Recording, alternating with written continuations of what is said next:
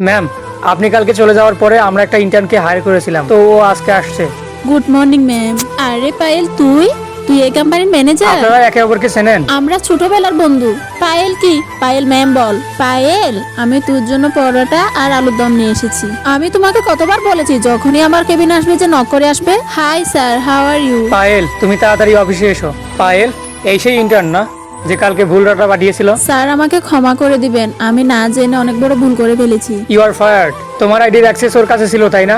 আর সেখান থেকে ও ভুল ডাটাগুলো পাঠিয়েছে। সীতা, তুই সবটাই জানতিস যে ওই ডাটাগুলো আমি ভুল করে পাঠিয়ে দিয়েছি, আর সব ভুল তুই নিজের উপর নিয়ে নিলি। আমি তো এমনি এই কোম্পানিতে ইন্টার্নের জন্য এসেছিলাম। আমি তাকিয়ে বা না তাকিয়ে এই কোম্পানিতে কারো কিছু যায় আসবে না। কারোর কোনো প্রবলেম হলে সেটা আপনারই হবে, কারণ আপনি যদি এই কোম্পানি থেকে চলে যান তাহলে অনেক এমপ্লয়ের অনেক ক্ষতি হবে। সত্যি রে, তুই আসলে আজকে আমাকে আসল বন্ধুত্বের মানে বুঝিয়ে দিয়ে গেলি। আর আমি না বুঝে শুনে তোর সাথে কত খারাপ ব্যবহার করেছি। ঈশিতা প্লিজ, তুই আমাকে ম্যাম বলে ডাকিস না। আমি তোর বন্ধু, তুই আমাকেই নাম ধরে ডাক।